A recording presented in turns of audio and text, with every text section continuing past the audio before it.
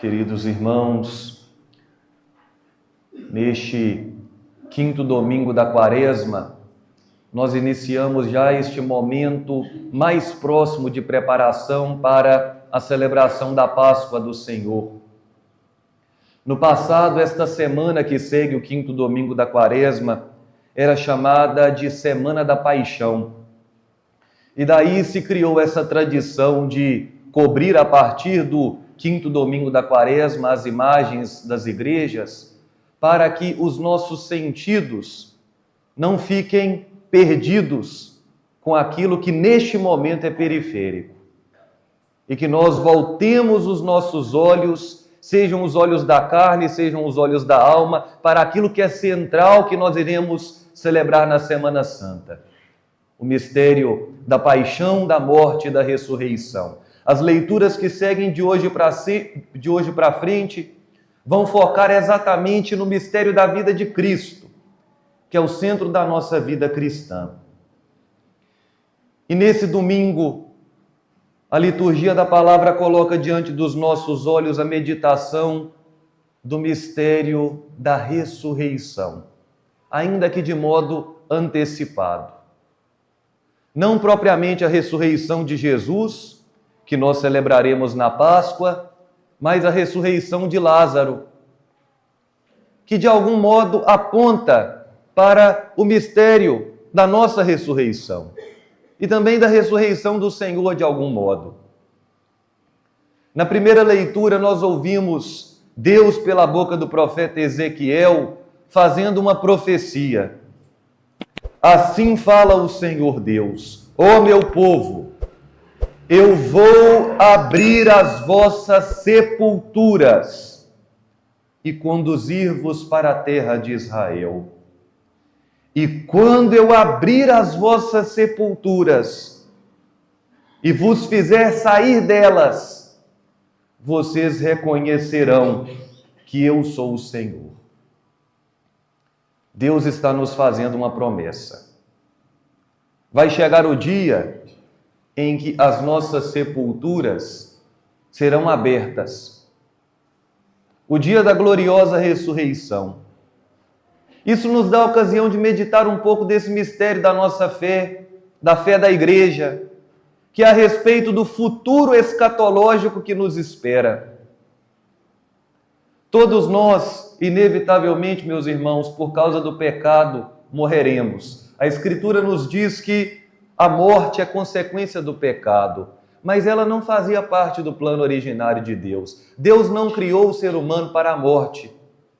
Deus criou o ser humano para a vida e para a vida plena.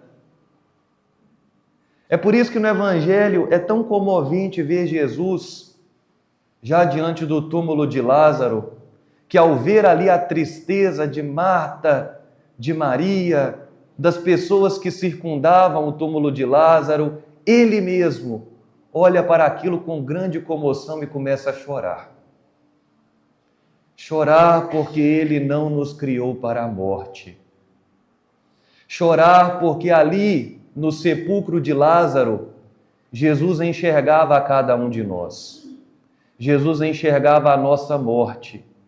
Jesus enxergava o nosso pecado. Jesus enxergava a corrupção que o pecado gera em nós.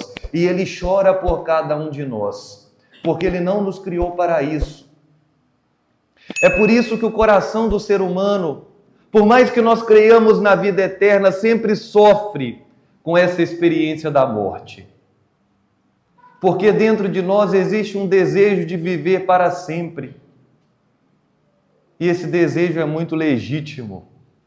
Esse desejo foi colocado em nós pelo próprio Deus, porque nós fomos criados para viver para sempre. Agora, infelizmente, essa experiência que começa com o pecado é uma experiência diante da qual todos nós teremos que em algum momento passar por ela e experimentá-la. Mas embora isso seja verdade, Deus nos promete o mistério da ressurreição. Quando nós morremos, meus irmãos, a nossa alma se separa do nosso corpo. A alma vai para o seu destino eterno, e o corpo vai para o cemitério. É interessante que às vezes a gente repete essas palavras e não presta atenção no que elas significam. Os povos pagãos antigos, eles não usavam essa palavra cemitério. Existia a palavra necrópole, que era o lugar dos mortos, ou às vezes era usada a palavra depositário, onde se depositava o corpo dos mortos. Só que a palavra cemitério é uma palavra cristã, porque significa dormitório. É o lugar onde os corpos irão repousar. Por isso que em vários momentos da Escritura se fala do repouso daqueles que já morreram. E o próprio Jesus, antes de falar da morte propriamente de Lázaro, ele fala: Lázaro está dormindo. O corpo de Lázaro está dormindo. Mas isto é temporário. Isto vai passar. Porque Deus não criou o nosso corpo para ficar dormindo debaixo da terra. Deus criou o nosso corpo para a vida. Não apenas a nossa alma, que não morre, mas também o nosso corpo. E por isso nós acreditamos que quando o Senhor Jesus vier na sua glória, no final dos tempos, que nós não sabemos quando isso acontecerá, todas as pessoas que estão dormindo serão acordadas. Os nossos corpos serão ressuscitados.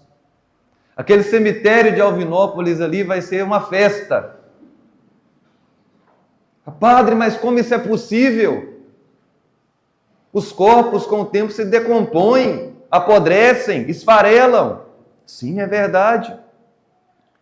Mas o Deus que criou o ser humano do pó da terra pode e vai reconstituir os nossos corpos do pó da terra. Agora, não mais como o corpo que você tem neste momento, mas um corpo glorificado. Um corpo que não morre mais. Um corpo que não se corrompe mais. Vejam que coisa, gente. A ressurreição de Lázaro é apenas um sinal daquilo que acontecerá conosco. Porque a ressurreição dele ainda é uma ressurreição incompleta. Lázaro voltou à vida neste mundo, mas depois o que aconteceu com ele? Morreu de novo. A ressurreição que nós experimentaremos no último dia é uma ressurreição que depois que acontecer, já não está mais subjugada à morte. Aí sim a ressurreição unida à ressurreição de Cristo. Cristo, uma vez que morreu e triunfou sobre a morte, já não morre mais. Vive para sempre. A morte não tem mais poder sobre ele. Nós, quando ressuscitarmos, seremos também triunfantes de uma vez por todas sobre a morte. De uma vida que nunca mais nos será tirada. E é isso que deveria ser o foco da nossa atenção.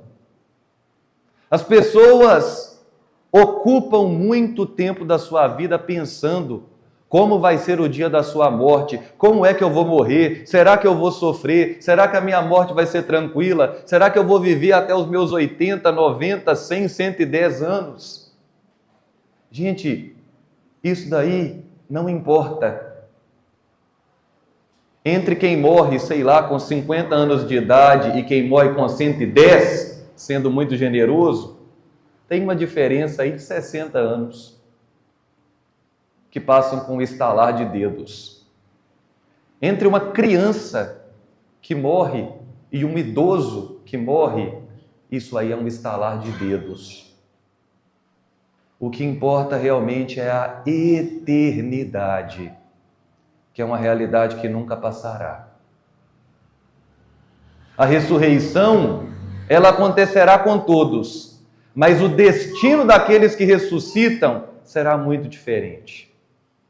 O livro do Apocalipse nos diz que há aqueles que ressurgirão para a morte eterna, para o fogo do inferno, para as chamas que não se apagam. E existem aqueles que ressurgirão para a glória eterna, para a felicidade que nunca tem fim. O que importa não é o dia que você vai morrer. O que importa é se você está com Cristo. O que importa é se você está unido a Ele. O que importa é saber que Ele é a vida verdadeira. Marta e Maria chegam até Jesus e dizem: Senhor, se o Senhor estivesse aqui, meu irmão não teria morrido.